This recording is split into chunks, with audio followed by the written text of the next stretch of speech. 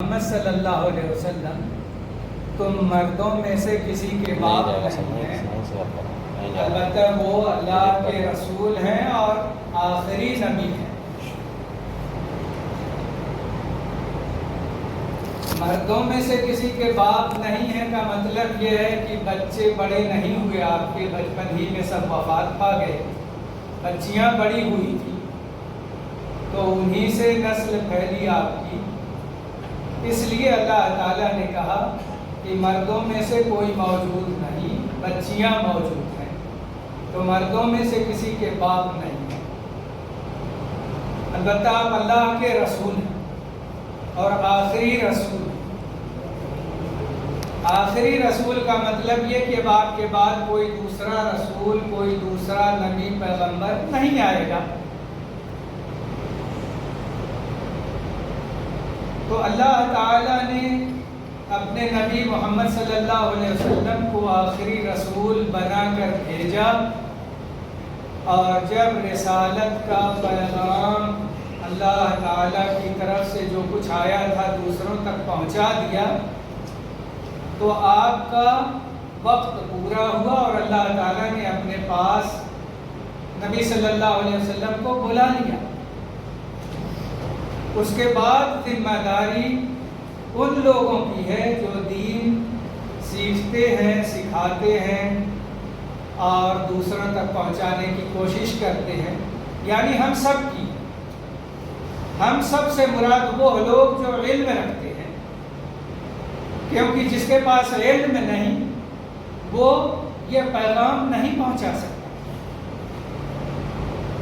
اللہ تعالیٰ نے قرآن شریف میں کہا قُلْ هَٰذِهِ سَبِيلِي أَدْعُو إِلَى اللَّهِ عَلَىٰ بَصِيرَةٍ أَنَا وَمَنِ اتَّبَعَنِي وَسُبْحَانَ اللَّهِ وَمَا أَنَا مِنَ الْمُشْرِكِينَ۔ یہ میرا راستہ ہے، میں اللہ کی طرف بلاتا ہوں، عَلَىٰ بَصِيرَةٍ علم کے ساتھ، أَنَا وَمَنِ اتَّبَعَنِي، میں بھی اور میرے پیروکار بھی، اور اللہ ہر عیب سے پاک ہے، میں مشرکوں میں سے نہیں۔ اللہ تعالیٰ نے اپنے نبی محمد صلی اللہ علیہ وسلم سے اس آیت میں یہ کہہ دیا کہ لوگوں کو بتا دو، داعی کے پاس علم ہونا چاہیے، جو دعوت کا کام کریں، جو اللہ کی طرف بلائیں، جو دین کی تعلیم دیں، جو تبلیغ کریں، ان کے لیے ضروری ہے کہ وہ علم والے ہیں۔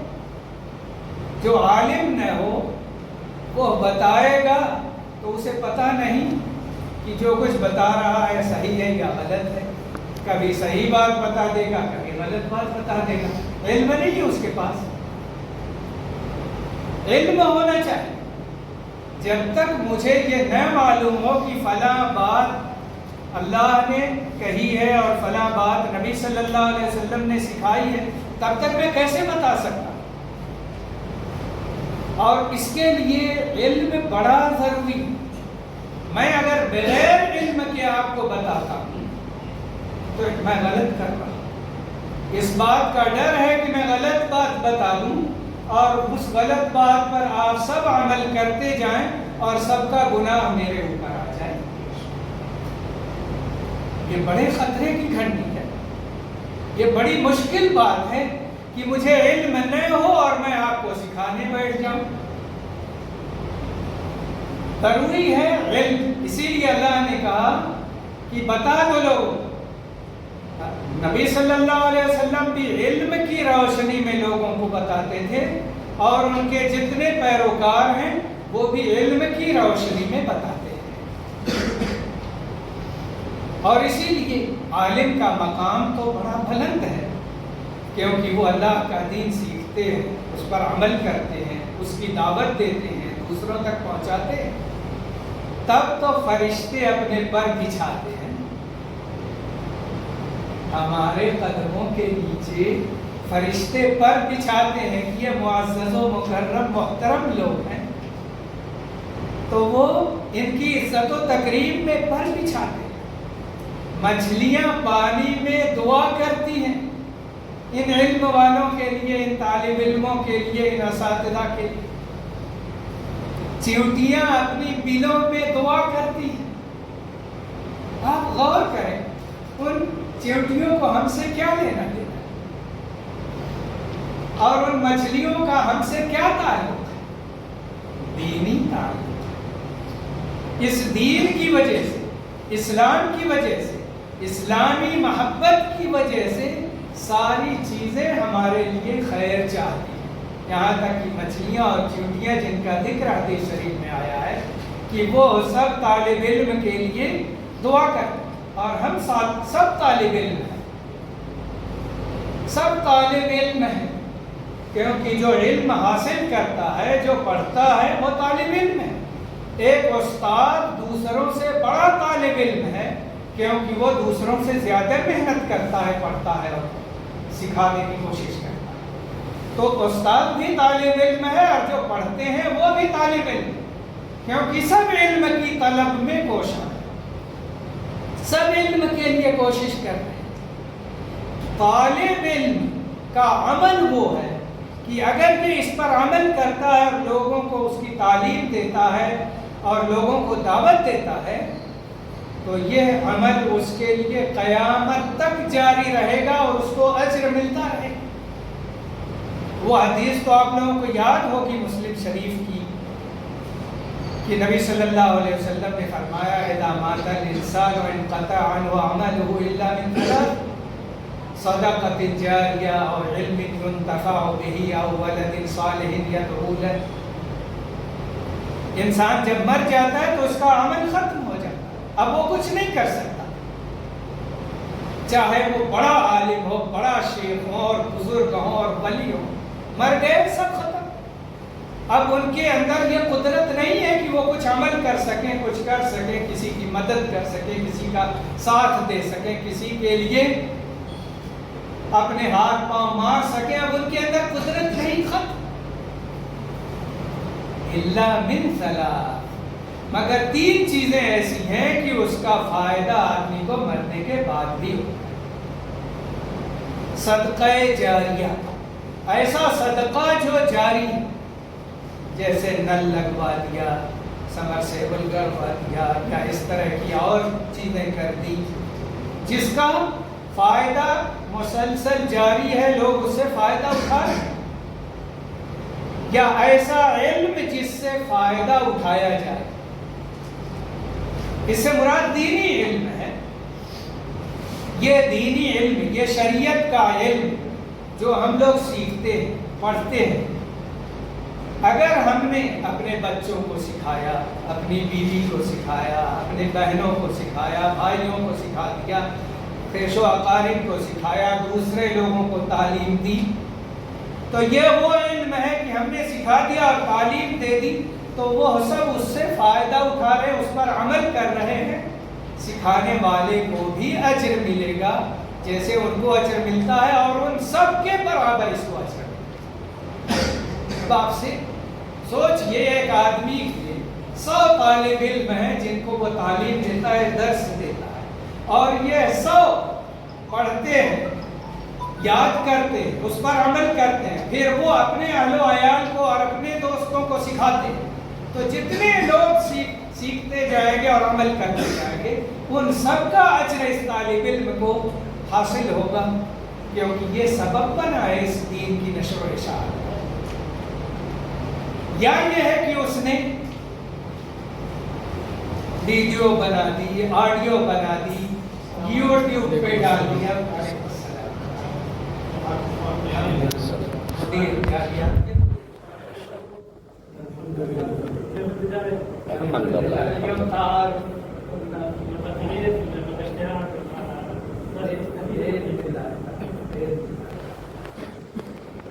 تو شیخ یہ کہہ رہے ہیں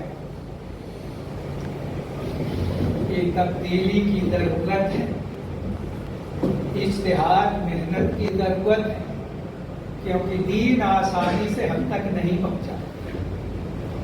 تو جو طالب علم آسانی کے ساتھ کہے سب کچھ حاصل ہو جائے تو اس کو حاصل نہیں ہوتا، اس کو محنت کرنی پڑے.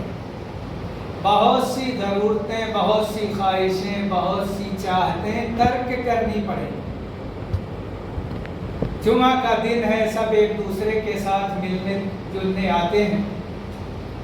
तो बहुत से लोग इसलिए दर्स में नहीं आ पाते कि हमारे पास मेहमान आ गए, तो अब कैसे उनको छोड़ करके आए। उस मेहमान को भी ले करके आ जाओ कि आओ तारुफ कर लो, देख लो, अगर तुम्हें फायदेमंद लगे तो हाजिर हो जाना, और नहीं तो जोर जबरदस्ती तो है नहीं।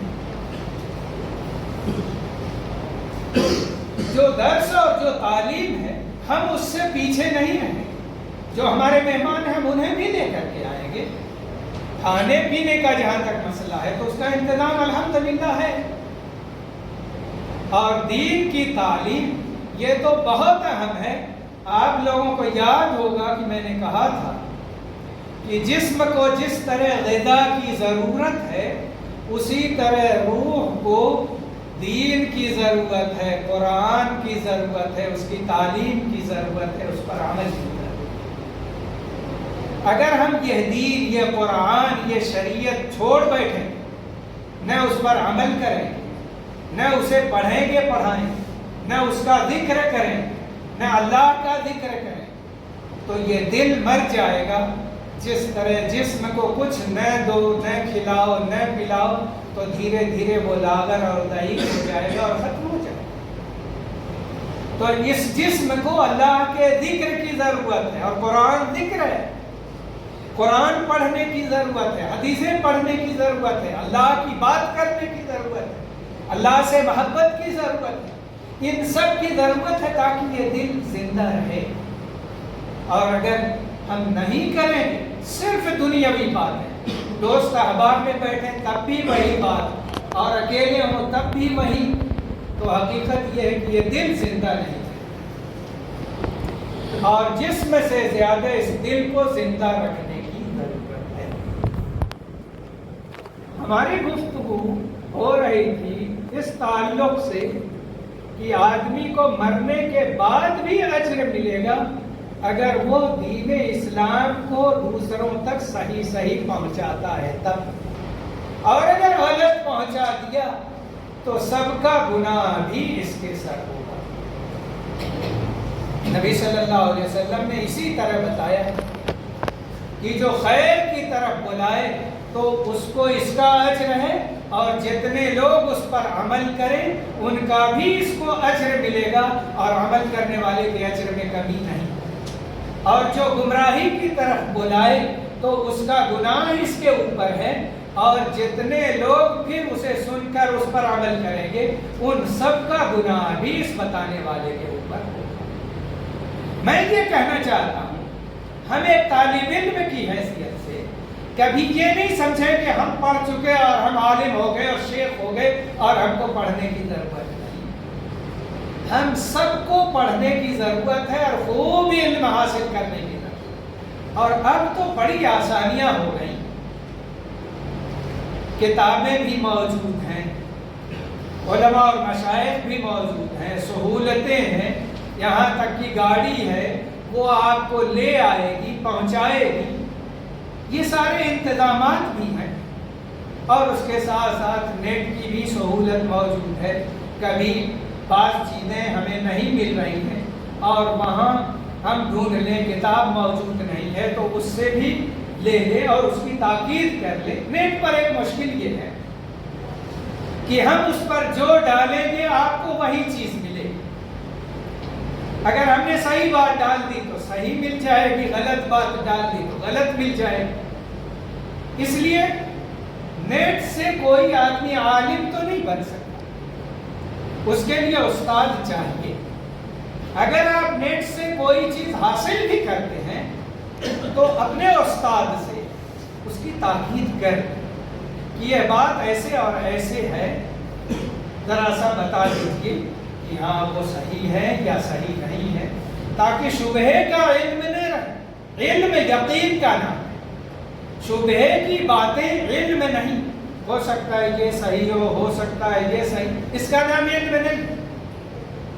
इल्म ये है दलील की बुनियाद पर आपको यकीन हो कि यही है और इसके अलावा गलत है, उसके लिए तहकीक की आपको जरूरत पड़ती है। کوئی حدیث آپ کو ملی، سنایا گیا، تو آپ ڈھونڈیے یہ حدیث کہاں پر ہے۔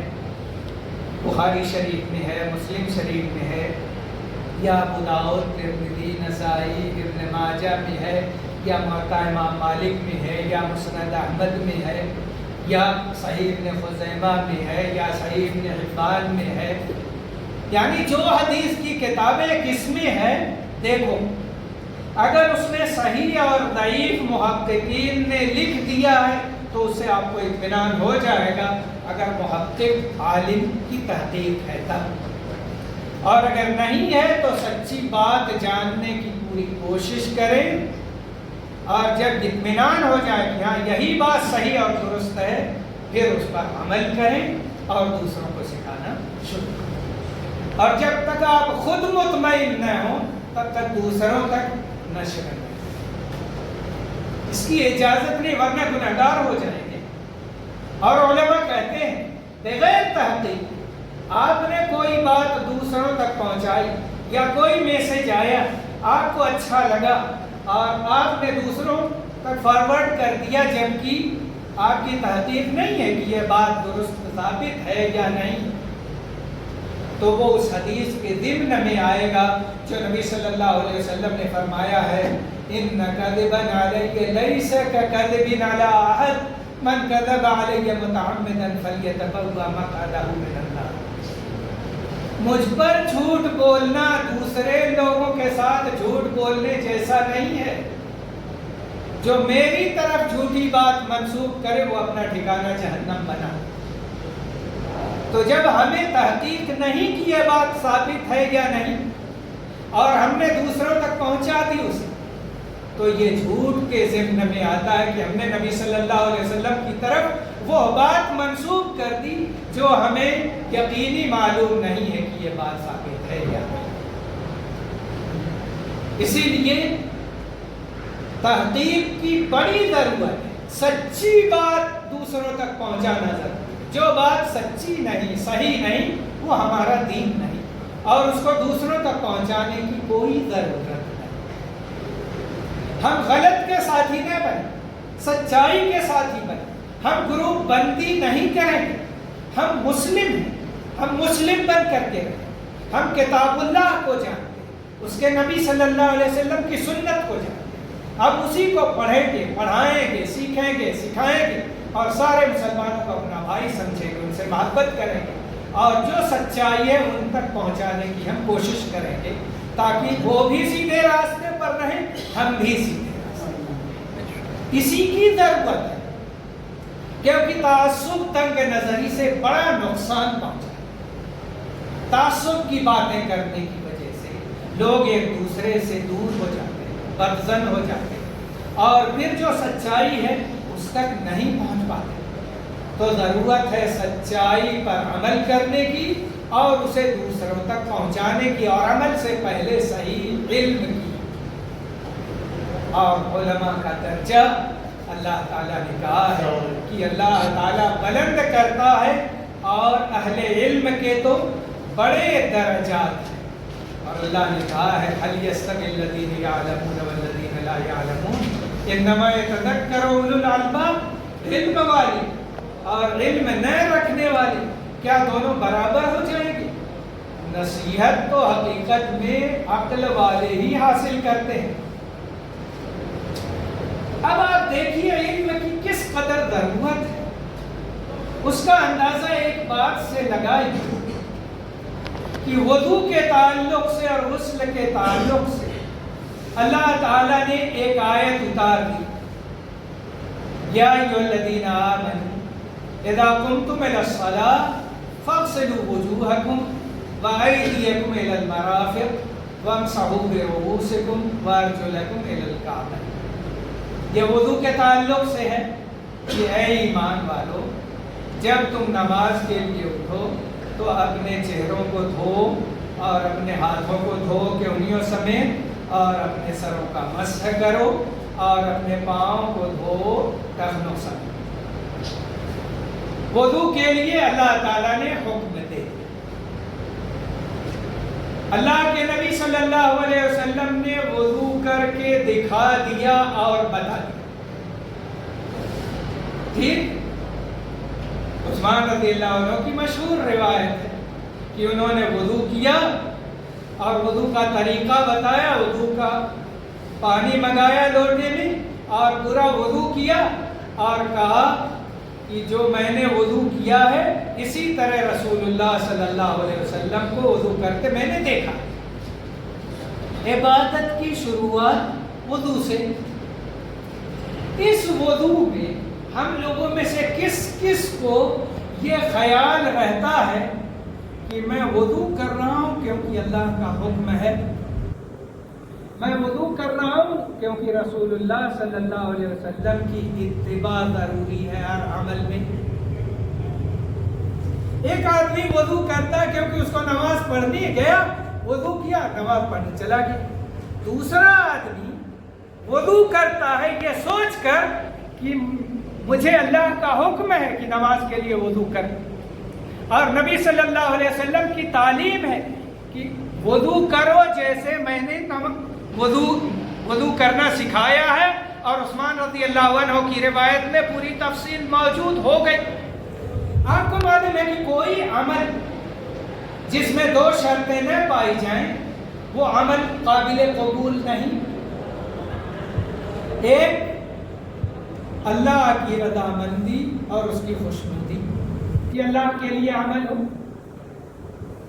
وَمَا أُمِرُوا إِلَّا لِيَعْبُدُوا اللَّهَ مُخْلِصِينَ لَهُ الدِّينَ. لوگوں کو اسی بات کا حکم دیا گیا ہے کہ وہ اللہ کی عبادت کریں, اسی کے لیے دین کو خالص کریں. یعنی ہمارا سارا عمل خالص اللہ کے لیے ہو. تو جب مجھے یہ یاد ہی نہیں کہ اللہ کا آرڈر ہے تو وہ بات تو نہیں پیدا ہوگی. اور جب مجھے معلوم ہی نہیں کہ نبی صلی اللہ علیہ وسلم کا طریقہ چاہیے ہر عمل میں, کیونکہ آپ نے فرمایا ہے من عمل عملا لیس علیہ امرنا فہو رد. جو آدمی ایسا عمل کرے جس کے لیے ہمارا حکم نہیں ہے وہ عمل رد کر دیا جائے. من احدث فی امرنا ھذا ما لیس منہ فہو رد. جو آدمی نئی بات پیدا کرے جس کے لیے ہمارا حکم نہیں ہے وہ رد کر دیا جائے گا, وہ قابل قبول نہیں ہے. تو نبی صلی اللہ علیہ وسلم کا طریقہ چاہیے اور اس سے پہلے اللہ کی خوشنودی چاہیے اور اخلاص چاہیے. تو اگر میں مخلص نہیں, اپنے رب کے لیے عمل نہیں کر رہا, تب بھی عمل قابل قبول نہیں ہوگا. اور اگر نبی صلی اللہ علیہ وسلم کا طریقہ میں نے نہیں سیکھا اور عمل کرتا جا رہا ہوں تو وہ بھی قابل قبول نہیں ہوگا. تو علماء کہتے ہیں کہ جس آدمی کو یہ خیال اور یہ شعور ہو کہ یہ دو شرطیں میرے ہر عمل کے لیے ضروری ہیں اور اس کی وجہ سے اس کو یہ خیال رہتا ہے کہ میں اللہ کے حکم پر عمل کروں, یہ خیال ہے اور یہ سوچ ہے کہ نبی صلی اللہ علیہ وسلم کے طریقے پر میرا یہ عمل ہے, تو اس کا اجر دوسروں سے بڑھتا ہے. اور جس کو یہ خیال نہیں ہے اس کا اجر کم ہو جائے گا, الا یہ کہ وہ مخلص ہے اور سنت کے مطابق عمل کرتا ہے تو وہ قابل قبول ہوگا, مگر اس کا اجر زیادہ ہوگا جو اس سوچ کے ساتھ عمل کرتا ہے یہ میرے رب کا حکم ہے اور میرے نبی محمد صلی اللہ علیہ وسلم کی سنت کرتا ہے. یہ خیال ہونا چاہیے کیونکہ ہر عمل کے لیے یہ دو شرط ہے. کوئی بھی عمل قبول نہیں ہوگا جب تک یہ دو شرطیں یا ان میں سے کوئی شرط چھوٹ جائے تو عمل قبول نہیں. آپ وضو کرتے جائیں پوری زندگی اور آپ نے نبی صلی اللہ علیہ وسلم کے وضو کا طریقہ نہیں سیکھا تو نہ وضو صحیح ہوگا نہ نماز صحیح ہوگا. پوری زندگی پڑھتی ہے. وضو کا طریقہ صحیح سیکھ لیا مگر آپ اللہ کے لیے نہ وضو کرتے ہیں نہ اللہ کے لیے نماز پڑھتے ہیں تو پوری زندگی وضو کرتے جائیں اور نماز پڑھتے جائیں, نہ وضو فائدے مند نہ نماز فائدے مند, کیونکہ اللہ کے لیے ہمارا عمل نہیں ہے. تو سنت رسول صلی اللہ علیہ وسلم کی بھی ضرورت ہے کہ آپ کا طریقہ ہر عمل میں چاہیے، اور اس سے پہلے یہ بھی ضروری ہے کہ ہم اپنے رب کے لیے عمل کریں، کوئی دوسرا مقصد نہ ہو، تنخواہ بڑھوانا مقصد نہ ہو، مدیر کو راضی کرنا مقصد نہ ہو، دنیا حاصل کرنا مقصد نہ ہو، شہرت حاصل کرنا مقصد نہ ہو، یہ سب چیزیں نہ ہو کہ لوگ کہیں یہ تو بڑا دیندار ہے، بڑا نیک ہے، دیکھو کس طرح پابند ہے۔ میرے دل میں یا آپ کے دل میں یہ سوچ نہ آنے پائے، شیطان آئے اور یہ سوچ دلائے تو کہو کہ ہم شیطان سے نفرت کرتے ہیں، اس کو دشمن سمجھتے ہیں، اس کی بات کو ٹھکرا دو۔ باقی دوسرا کون سوچتا ہے مجھے اس سے کچھ لینا دینا، میرا عمل میرے رب کے لیے، تو میں اس کے لیے عمل کروں گا، دوسروں کے لیے نہیں۔ یہ بہت ضروری ہے کہ ہم مخلص بنیں اپنے رب کے لیے، کوئی بھی عمل ہو تو اللہ کی رضامندی اور خوشنودی اگر نہیں ہوگی تو عمل قابل قبول نہیں ہوگا۔ اور اللہ کے نبی صلی اللہ علیہ وسلم نے فرمایا ہے من یرد اللہ بہ خیرا یفقہہ فی الدین، جس کے ساتھ اللہ تعالیٰ خیر اور بھلائی چاہتا ہے اسے دین کی سمجھ اور فقہ عطا کرتا ہے۔ فقہ کی تعریف آپ لوگوں نے کیا پڑھی؟ پہلی ہی کلاس میں لیول 1 میں آپ نے پڑھا ہوگا، خاص طور سے فقہی مادے میں، کہ العلم بالاحکام الشرعیہ الفرعیہ بأدلتها التفصیلیہ، شریعت کے احکام کو، خاص طور سے فروعی مسائل اور اصولی مسائل سب شامل ہیں، شریعت کے احکام کو تفصیلی دلیلوں سے جاننا، اس کا نام ہے فقہ۔ تو اگر میں نے دلیل نہیں جانی تو مجھے فقہ حاصل نہیں، کیونکہ سارے لوگ یہی تعریف کرتے ہیں کہ تفصیلی دلیلوں سے شریعت کی باتوں کو جاننا فقہ ہے۔ تو جب دلیل ہی مجھے معلوم نہیں، تفصیل تو اس کے بعد ہم جانیں گے جب دلیل سامنے ہوگی، دلیل ہی مجھے نہ معلوم ہو تو میں فقیہ کیسے بن سکتا؟ تو دین کی سمجھ میں شیخ ابن عثیمین رحمہ اللہ کہتے ہیں کہ سب سے پہلے بنیادی اور اصولی چیزوں کو جانیں، اور اصولی چیزوں میں خاص طور سے عقیدے کی باتیں، کہ سب سے پہلے اپنے عقیدہ درست کر، اس کے بعد دوسرے مسائل اور آداب اور احکام اور اس کو جاننے کی ضرورت۔ عقیدہ درست نہیں ہوگا تو ہم نماز پڑھیں، روزہ رکھیں، زکوٰۃ دیں، عمرہ کریں، حج کریں، لوگوں کے ساتھ بھلائی اور احسان کریں، کچھ قبول نہیں۔ ایک ہندو اور کافر کا عمل اللہ کہاں قبول کرے گا؟ کیونکہ اس کا عقیدہ خراب ہے۔ ورنہ تو بہت سے ہندو یا بہت سے کرسچین یا بہت سے یہودی بہت سے اچھے کام بھی کر لیتے ہیں، کسی کی مدد کر دیتے ہیں، کسی کو کھانا کھلا دیتے ہیں، کسی کے ساتھ ہمدردی کا اظہار کر دیتے ہیں، مگر یہ سب بیکار ہے۔ کیوں؟ چابی چاہیے؟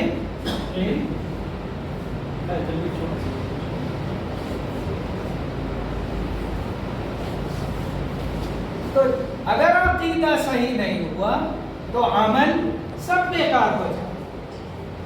تو دین کی فقہ میں اول عقیدے کی فقہ اور اس کے بعد دوسرے مسائل اور احکام کی فقہ۔ فقہ کا معنی ہوتا ہے سمجھ بوجھ، اور شریعت میں کہا جاتا ہے کہ دلائل کے ساتھ کسی بات کو سمجھنا، اس کا نام ہے فقہ۔ تو ضروری ہے یہ جاننا کہ فلاں عمل جو میں کر رہا ہوں اس کی کیا دلیل ہے، کیا ثبوت ہے۔ عام آدمی تو نہیں جانے گا، لیکن آپ طالب علم ہیں تو آپ تو جانیں، میں طالب علم ہوں تو میں تو جانوں۔ اگر میں دلیل نہ جانوں، آپ دلیل نہ جانیں، تو تو مدرسہ آنے کا کیا فائدہ ہے؟ باتیں تو لوگوں سے سن ہی لیتے ہیں، فلاں سے بات سن لی، فلاں سے سن لی، فلاں سے سن لی، یوٹیوب پر سن لی، اور فیس بک پر اور انسٹاگرام پر اور کہاں دنیا بھر کی چیزیں سنتے رہتے ہیں۔ بہت سی صحیح باتیں رہتی ہیں، بہت سی غلط باتیں رہتی ہیں۔ اس کا نام علم نہیں،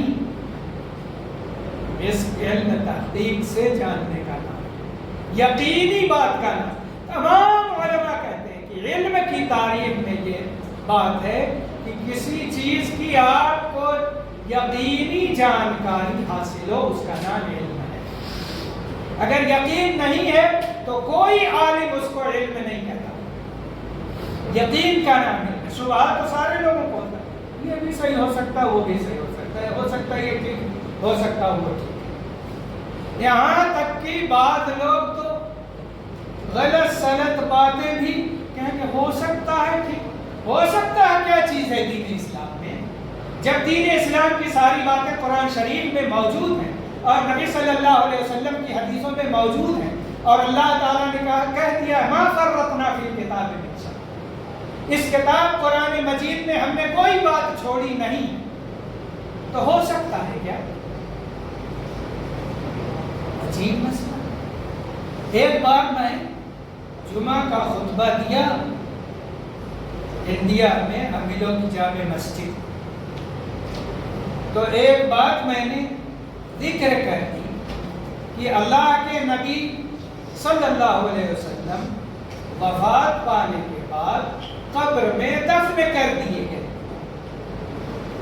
اور دفن جب آپ کو کر دیا گیا تو اس کے بعد آپ کا قبر سے نکلنا، یہاں جانا وہاں جانا، اس مجلس میں بیٹھنا اور وہاں بیٹھنا، یہ سب ثابت نہیں، دلیل چاہیے۔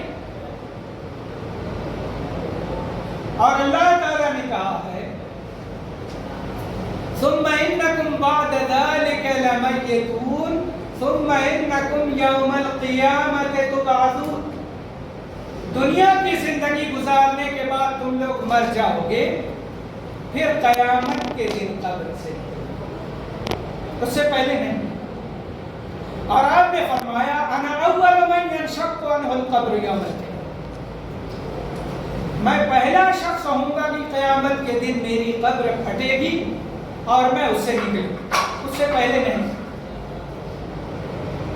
تو کوئی آدمی کہتا ہے کہ نبی صلی اللہ علیہ وسلم یہاں آئے اور وہاں آئے اور وہاں گئے اور وہاں گئے اور اس کے ساتھ ملے اور یہ کیا وہ کیا، سب بیکار باتیں ہیں۔ دلیل دو قرآن کی حدیث، بے دلیل بے ثبوت باتیں اڑاتے رہو، غلط باتیں پہنچاتے رہو، تو ان سب کا گناہ اس بتانے والے کے اوپر ہوگا اور جہنم میں پھینک دیا جائے گا۔ جو سمجھتا ہے کہ میں بہت نیکی کر رہا ہوں، یہ گناہ کے کام کر رہا ہے، گناہ پھیلا رہا۔ دلیل سے بات، ادھر ادھر کی باتیں کرنے کی کوئی ضرورت نہیں۔ یہ دین اللہ کی کتاب میں اور نبی صلی اللہ علیہ وسلم کی سنت میں، تو اسی دین پر قائم رہو، باقی رہو، جاری رہو، اس کو سیکھتے رہو، اس پر عمل کرتے رہو۔ علماء کہتے ہیں کہ یہ تعلیم و تعلم تو ختم نہیں ہوگا یہاں تک کہ ہم دنیا سے رخ سکیں، اور جب تک زندہ ہیں پڑھتے رہیں گے، پڑھاتے رہیں گے، سیکھتے رہیں گے، سکھاتے رہیں گے۔ یہی ہر شخص کا مشن ہونا چاہیے ہمیشہ، کیونکہ علم تو بحر نا پیدا کنارہ ہے۔ یہ علم وہ سمندر ہے جس کا کنارہ نہیں۔ جس قدر آپ علم حاصل کرتے جائیں گے اسی قدر محسوس ہوگا کہ آپ کو بہت سیکھنے کی ضرورت ہے اور آپ کو بہت کم علم حاصل ہوا۔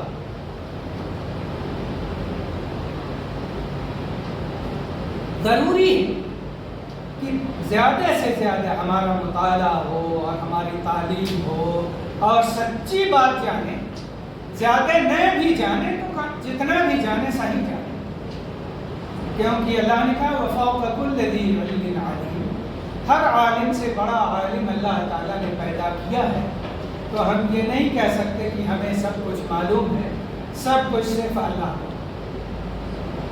اسی لیے ایک عالم، ایک مفتی، ایک شیخ جب کوئی بات لکھ کر کے دیتے ہیں تو آخر میں کہتے ہیں واللہ اعلم، اللہ بہتر جانے، جو مجھے بات سمجھ میں آئی وہ میں نے ذکر کی اور اللہ بہتر جانے۔ اسی لیے چاروں اماموں کے تعلق سے یہ بات مشہور ہے کہ جب وہ کوئی بات بتاتے تھے تو کہتے تھے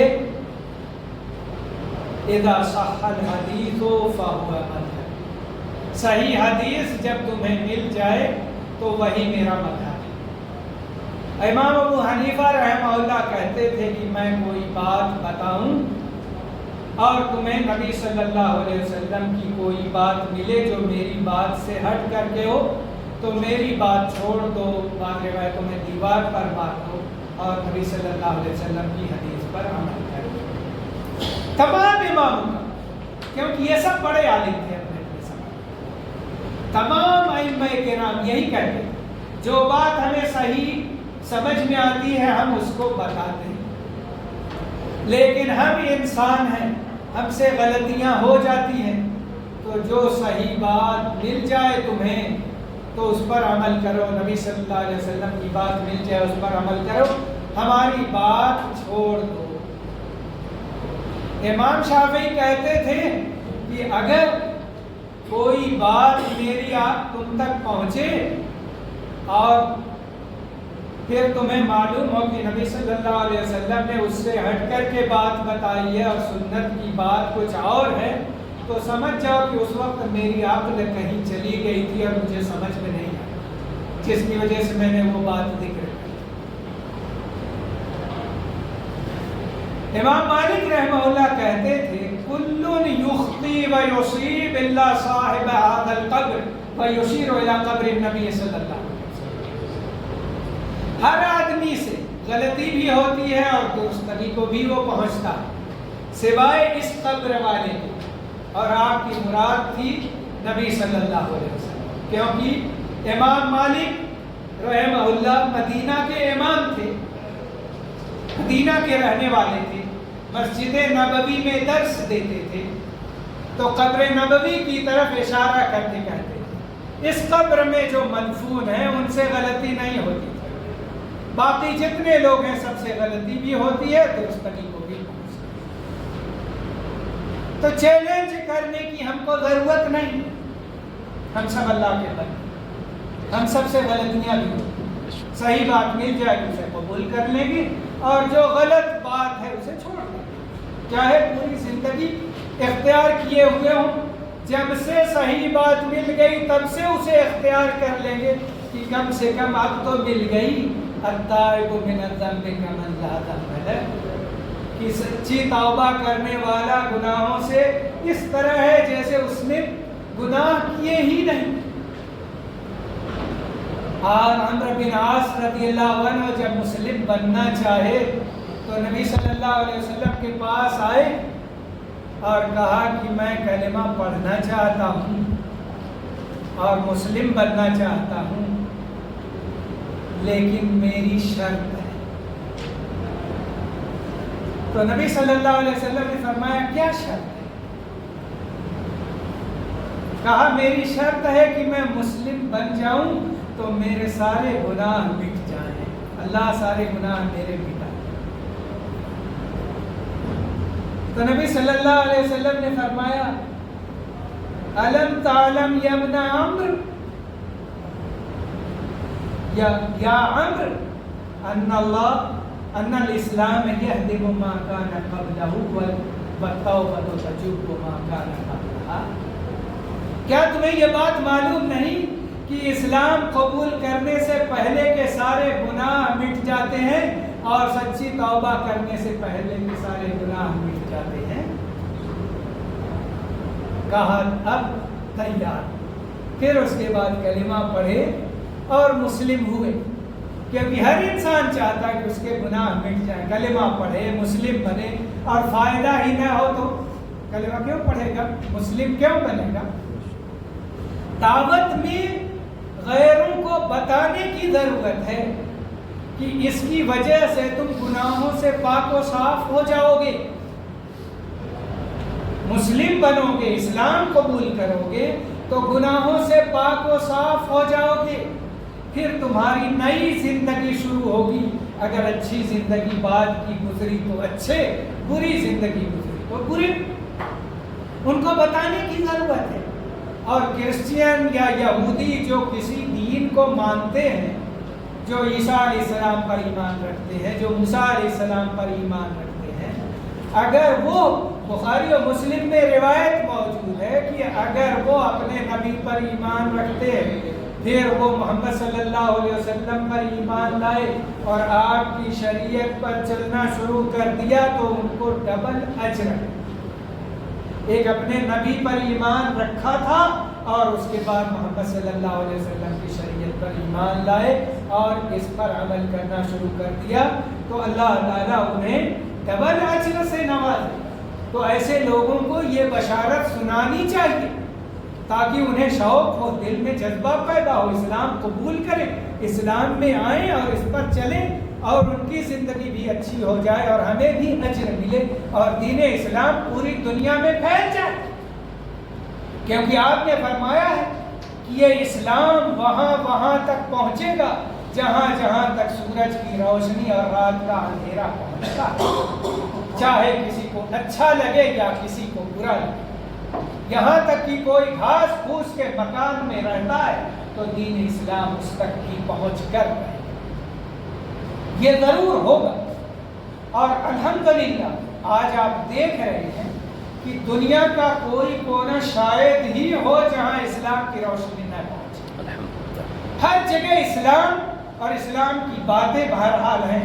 یہ اور بات ہے کہ لوگ نہیں جان رہے، نہیں سیکھ رہے، لیکن انہیں یہ پتہ ہے کہ اسلام کوئی چیز ہے، اس کے ماننے والے ہیں۔ اور جب وہ 11 ستمبر کا واقعہ امریکہ میں پیش آیا تھا، اس وقت تو اس قدر لوگوں نے اسلام کے بارے میں کتابیں وغیرہ طلب کرنا شروع کر دی تھیں، اور ہمارے پاس اسلامی سینٹر میں بہت زیادہ سعودی آ کر کے کارٹون بھر بھر کر امریکہ جو رہتے تھے لے جاتے تھے کہ لوگ ہم سے اسلام کے بارے میں کتابیں مانگتے، اور ان میں وہ تقسیم کرتے تھے۔ وہ کہتے کیونکہ الزام مسلمانوں پر لگا تھا کہ ان لوگوں نے بلڈنگ گرائی ہے، دو جہاز ٹکرا کر کے، ان کو کیا پتا تھا کہ یہودیوں کی سازش ہے؟ تو وہ لوگ کہتے تھے آخر یہ اسلام ہے کیا چیز؟ یہ کون سا پھرے لوگ ہیں؟ ہماری ان سے کیا دشمنی ہے، ان کی ہم سے کیا دشمنی ہے جو اتنی بڑی بلڈنگ گرا کر کے اتنے زیادہ لوگوں کو تحریک کر دیا اور سب کی جان چلی گئی؟ یہ کیا ہے؟ آخر اسلام کو جانو۔ تو جب کتابیں ملی، پڑھنا شروع کیا، پھر نیٹ پر ڈالے گئے قرآن، اس کا ترجمہ، حدیثیں اس کے ترجمے، اور ان لوگوں نے پڑھنا شروع کیا تو فوج در فوج اسلام میں داخل ہونا شروع ہو گیا۔ کیونکہ ہم لوگوں کی طرح وہ لوگ نہیں، وہ لوگ آزاد خیال لوگ، ان کو بات سمجھ میں آ جائے تو فوراً مانتے ہیں اور چلنا شروع کر دیتے۔ یہ نہیں کہتے فلاں کیا کہے گا، گھر والے کیا بولیں گے، میرے مولانا کیا کہیں گے، میرے شیخ کیا کہیں گے، اپنے محلے والے کیا بولیں گے۔ میں آپ کے لیے تو مسلم نہیں، میں اللہ کے لیے مسلم ہوں، میری عبادت اللہ کے لیے ہے، میرا عمل اللہ کے لیے ہے، تو مجھ کو آپ سے کیا؟ میرا رب جس عمل سے راضی ہے میں اس پر عمل کرتا رہوں، اور جس چیز سے ناراض ہے میں اسے چھوڑ دیا کروں۔ تو وہ لوگ ایسے ہی ایک ہی گھر میں ایک مسلم پائیں گے تو ایک کرسچین پائیں گے، ایک یہودی پائیں گے، کیونکہ جس کو جو بات معلوم ہو گئی اور اس پر اس کا دل مطمئن ہو گیا وہ اس پر چلنا شروع کر دیتا ہے، کوئی کسی کو کچھ نہیں کہتا۔ اور ہمارے یہاں تو سارے لوگوں کو دیکھنا پڑتا، فلاں کا تانا سننا پڑے گا، فلاں کی باتیں سننی پڑے۔ سن لو، اگر نبی صلی اللہ علیہ وسلم نے لوگوں کی گالیاں سنی تو ہم اگر کسی کا تانا سن لیں گے تو کون سی بڑی بات ہو جائے گی؟ تو حقیقت اور سچائی یہی ہے کہ ہمیں حق ملنا چاہیے، سچی بات ملنی چاہیے، تاکہ ہم اسے اختیار کریں، اس پر عمل کریں اور اسی کی نشر و اشاعت کریں، اور اس سے ہٹ کر کے ہمارا کوئی عمل نہ ہونے کا، کیونکہ ہر مسلم داعی ہے۔ کوئی کہے گا کہ مجھے تو علم نہیں ہے، پھر میں دعوت کا کام کیسے کروں گا؟ تو وہ آیت یاد رکھے، بلغوا عنی ولو آیہ، کہ میری طرف سے پہنچاؤ چاہے ایک آیت ہی، ایک آیت اور اس کا صحیح معنی اور مطلب سمجھ میں آ گیا تو دوسروں کو بتا دوں گا، 2 آیت یا 2 حدیث معلوم ہو گئی تو اسے دوسروں تک بتاؤں گا، لیکن 2 معلوم ہے تو 3 نہیں بتاؤں گا، 3 معلوم ہے تو 4 نہیں بتاؤں گا، کیونکہ چوتھی میری طرف سے ہو جائے گی، وہی غلط ہو جائے۔ اتنا ہی بتاؤ جتنا صحیح علم ہے، پہنچاؤ، کیونکہ یہ اس سے لوگ ہدایت پائیں گے۔ صحیح باتیں ہم بتائیں گے تو لوگ ہدایت پائیں گے۔ تو سب سے پہلے تو ہمارے بیوی بچوں کا حق ہے کہ وہ اچھے بن جائیں، وہ نیک بن جائیں۔ ہم خود جب اچھے رہیں گے اور اس کا علم رہے گا تب ہم اپنے اہل و عیال کو سکھائیں گے اور بتائیں گے۔ اگر ہمارے پاس ہی علم نہیں تو ان کو کیا تعلیم دیں؟ ہمارا بچہ ہم سے پوچھتا ہے اور ہمیں علم ہی نہیں، بیوی پوچھتی ہے ہمیں علم ہی نہیں۔ شرم کی بات ہے کہ ہم مسلم ہیں اور ہم اپنے بچوں کو نہیں سکھا پا رہے ہیں، گھر کے لوگوں کو نہیں بتا پا رہے ہیں۔ ہماری سوسائٹی میں کبھی کبھی غیر مسلم رہتے ہیں، اسلام کے بارے میں پوچھتے رہتے ہیں، اور ضروری ہے کہ ہم انہیں بتائیں، ہمارے پاس اتنا علم ہو، اسلام کی اچھائیاں اور اس کی خوبیاں ان کے سامنے ظاہر کریں۔ ان میں بہت سے پڑھے لکھے ہوتے ہیں، ان کو دلیلیں معلوم رہیں، غیر مسلم اسلام کو نقصان پہنچانے کے لیے انہوں نے پڑھ رکھا، بہت سی آیتیں یاد کر رکھی جو مسلمانوں کے خلاف ہوں یا اسلام کے خلاف معنی نکالتے اور بتاتے رہتے۔ تو ہمیں مضبوط علم کی ضرورت ہے۔ ایک بار ایک پنڈت میرے گھر آیا اور کہا کہ مجھ کو اسلام کے بارے میں معلومات چاہیے، بلکہ پہلے ہی پوچھ لیا تھا ایک آدمی سے کہ میں آنا چاہتا ہوں۔ امیلوں میں جلسہ ہوا تھا، بڑا جلسہ، بہت زیادہ بڑا مجمع تھا، میری بھی تقریر تھی وہاں، دوسرے علماء کی تھی۔ تو جب وہ جانا کیے تو یہیں کے ہیں قریب کے ابراہیم پور کے، تو وہ معلومات کیا اور پھر کہا ان سے پوچھو، اگر ان کو وقت ہو تو میں آنا چاہتا ہوں، اسلام کے بارے میں میرے سوالات۔ میں نے کہا ٹھیک ہے آ جاؤ۔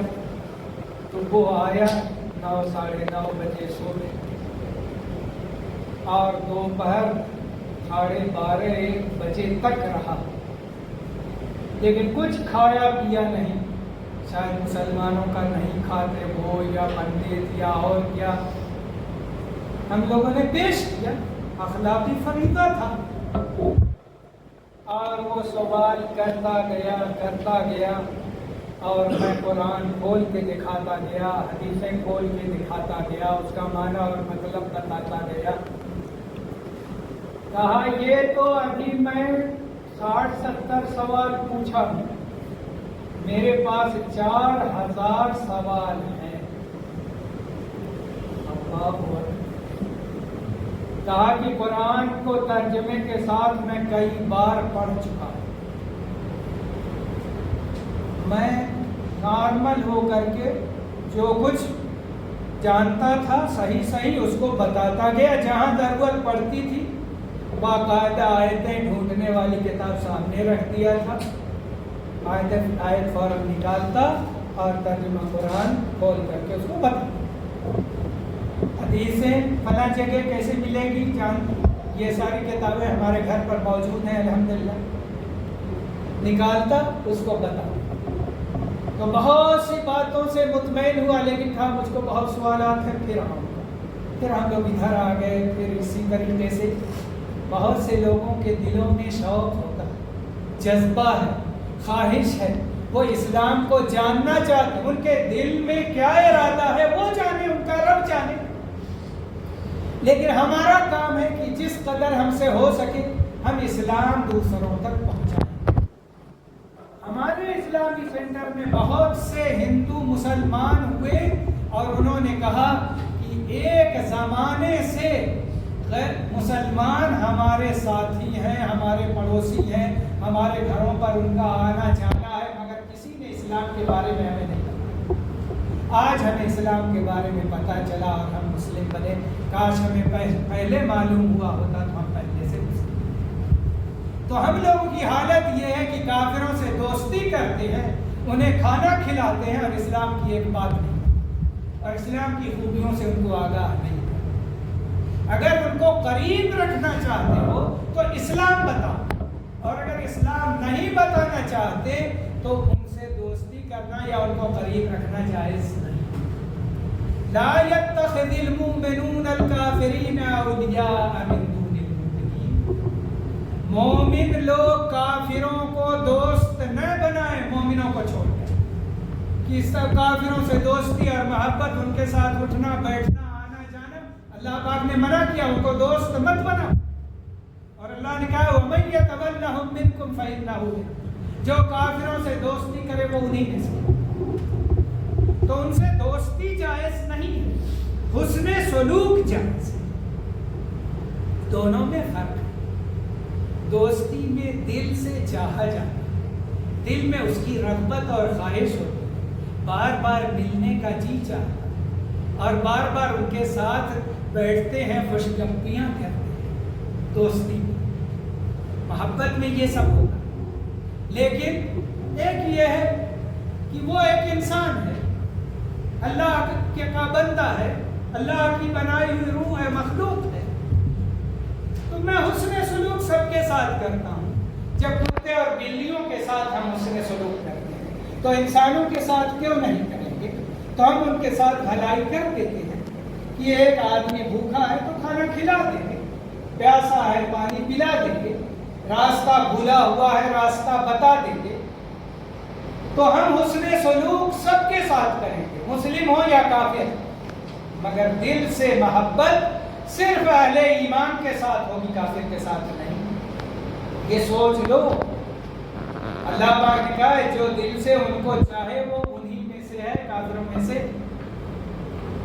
تو یہ مت کہو کہ اب ان کا دسہرہ ہے اور اس نے مجھے انوائٹ کیا ہے تو میں کیسے نہ جاؤں۔ نہیں، یہ ان کے دین سے متعلق تہوار، اس میں جانا جائز نہیں۔ کہو، اس کو بتا دو دین اسلام نے منع کیا ہے حاضر ہونے سے، تاکہ وہ پوچھے اسلام کیا ہے، اسلامی تعلیم کیا ہے، اسلامی باتیں کیا ہے۔ ڈرتی کیوں ہو؟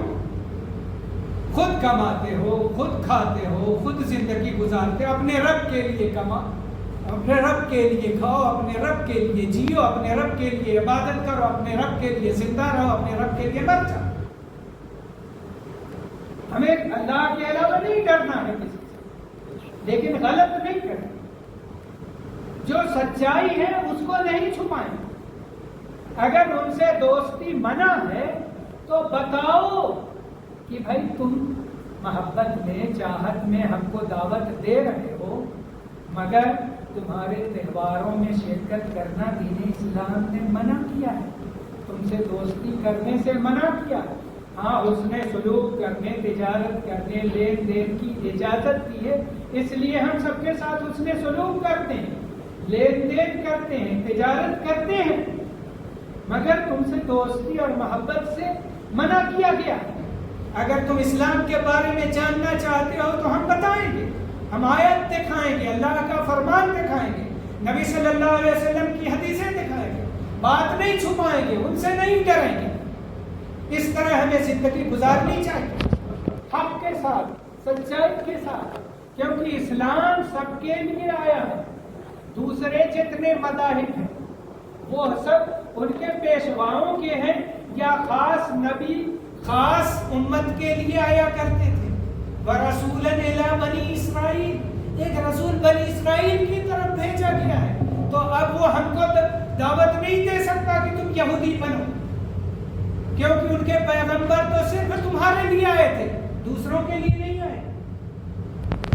محمد صلی اللہ علیہ وسلم تمام لوگوں کے لیے رسول بنا کر کے بھیجے گئے، تو ہم تمہیں بتائیں گے، تم तुम हमें बताओ कि आओ क्रिश्चियन बनो, आओ यहूदी बनो, क्योंकि तुम्हारे पैगंबर इसके लिए नहीं आए थे, दूसरों के लिए नहीं आए थे, तुम्हारी कौम के लिए आए थे। बस हमारा काम है कि दीन समझें, इसकी नशर इशाअत करें, दूसरों तक फैलाएं, आम करें, और इसकी इजाज़त हमें अल्लाह और उसके रसूल सल्लल्लाहु अलैहि वसल्लम को। लेकिन ठीक है, जहाँ हम देखेंगे कि टकराने से नुकसान है, वहाँ टकराने की ज़रूरत नहीं। वो तो हिकमत के साथ अपने रब के रास्ते की तरफ बोला और अच्छी नसीहत करके बोला, तो हम अच्छी बातें करें, क्योंकि सख्ती से काम बिगड़ जाते हैं और नरमी से तो लोहा भी पिघल जाता है। तो नरमी करेंगे, भलाई करेंगे, खुश उसलूबी से इस्लाम की दावत देंगे, अच्छी बातें करेंगे, लड़ाई झगड़े से डांट डपट करके इस्लाम कबूल करो नहीं तो मार देंगे और ये करेंगे और तुम वैसे हो, तुम काफिर हो, तुम दलील हो। कौन इस्लाम कबूल करेगा इस तरह की बातें करने से? उनको बताओ कि तुम भी अल्लाह के बंदे, हम भी अल्लाह के बंदे, तुम्हारे जिस्म में भी खून दौड़ता है, हमारे जिस्म में भी खून दौड़ता है, तुम्हारे बाप भी आदम अलैहिस्सलाम, हमारे बाप भी आदम अलैहिस्सलाम, और हम सब के बाप आदम अलैहिस्सलाम मुसलमान थे। कोई साबित नहीं कर सकता कि आदम अलैहिस्सलाम ने किसी और की पूजा की। उनकी औलाद मुसलमान, उनकी औलाद मुसलमान, 1000 साल तक सब के सब मुस्लिम थे, कोई काफिर नहीं। 1000 साल के बाद शैतान के बहकावे में आकर फिर बुतों की और तस्वीरों की और इसकी और उसकी पूजा शुरू हुई। बुखारी शरीफ में हदीस मौजूद है। तो उनको बताओ, पहला इंसान मुसलमान, उसकी बीवी मुसलमान, उसके बच्चे मुसलमान, और जितने पैगंबर थे, जितने रसूल थे, सब मुस्लिम थे, कोई पैगंबर नन मुस्लिम नहीं। और पैगंबर दुनिया जानती है कि तमाम लोगों में सबसे अच्छे हुआ, चाहे वो आदम अलैहिस्सलाम हो, नूह अलैहिस्सलाम हो, इब्राहीम अलैहिस्सलाम हो, इस्माईल अलैहिस्सलाम हो, इसहाक अलैहिस्सलाम हो, सारे पैगंबर अपनी कौम के चुने हुए बेहतरीन इंसान हुआ करते, दिल के एतबार से भी, घराने के एतबार से भी, आदाब व सलूक के लिहाज से भी, हर लिहाज से दूसरों से अफजल व बेहतर हुआ करते। और कोई दुनिया का इंसान नहीं बता सकता कि कोई पैगंबर नन मुस्लिम रहा हो, हिंदू रहा हो, या क्रिश्चियन रहा हो, या यहूदी रहा हो, सब के सब मुस्लिम थे। याकूब अलैहिस्सलाम ने अपने बच्चों को अपनी वफात के वक्त बुलाया था, सबको जमा किया और कहा, मा ताबुदून मिन बादी, मेरे बाद किसकी इबादत करोगे? ये सब वसीयत नहीं दुनिया की फला ठिकान, सबसे पहले दीन की, इस्लाम की वसीयत। क़ालू नअबुदु इलाहक व इलाहा आबाइक इब्राहीम व इस्माईल व इसहाक़ इलाहन वाहिदा व नहनु लहु मुस्लिमून। कहा उसी की इबादत करेंगे जो आपका माबूद है और आपके आबा व अजदाद का माबूद है, और हम उसी की इबादत करते रहेंगे और उसके लिए मुस्लिम रहेंगे। कहा उनकी औलाद ने भी यही कहा, उन्होंने भी, तब उनको इत्मीनान हुआ, चलो मेरे बच्चे मुस्लिम हैं और मुस्लिम ही जिंदा रहने के लिए अहद कर रहे हैं। ये सबसे बड़ी नेकी कहिए या सबसे बड़ी दौलत कहिए जो किसी बंदे को हासिल है, कि वो खुद दीनो ईमान पर रहे और उसकी औलाद भी दीनो ईमान पर रहे और उससे न हटे। तो मरने वाला वसीयत करे तो पहले इस्लाम पर जमे रहने, डटे रहने, कायम रहने और अमल करने की वसीयत करें, और फिर जो वसीयत करनी है करें। इसकी बड़ी ज़रूरत है। तो ये सारी बातें, ये हौसले, ये तालीम हम सबको चाहिए, और उसके लिए पढ़ना सीखना बहुत ज़रूरी है। तो इंशाअल्लाह हम पाबंदी से दुरूस में हाजिर होंगे, पढ़ेंगे, जो बात हमें नहीं मालूम है उसे सीखेंगे। कोई ज़रूरी नहीं कि आप मुझसे पूछें और मुझे सब बात मालूम हो। नहीं मालूम होगी तो पढ़ कर बताएंगे, सीख कर बताएंगे, जान कर बताएंगे, गलत बात इंशाअल्लाह नहीं। अल्लाह हम सबको दीन की समझ अता करे, तौहीद व सुन्नत पे कायम और बाकी रखे, गुमराहियों से हम सबको बचाए। सल्लल्लाहु अलैहि वसल्लम अला नबीना मुहम्मद व अला आलिहि वसल्लम। शेख साहब मुझे एक सवाल बताइए, अगर इमाम साहब मुझे नमाज पढ़कर पढ़ रहे हैं उसके बाद अगर मेरा वजू टूट गया है या पहले से लेगा तो कैसे उसका क्या करना है? अगर नमाज की हालत में आपका वजू टूट गया,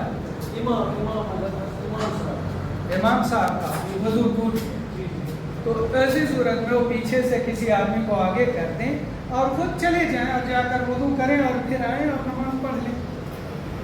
कई बोलते वो नमाज में चला जाता है।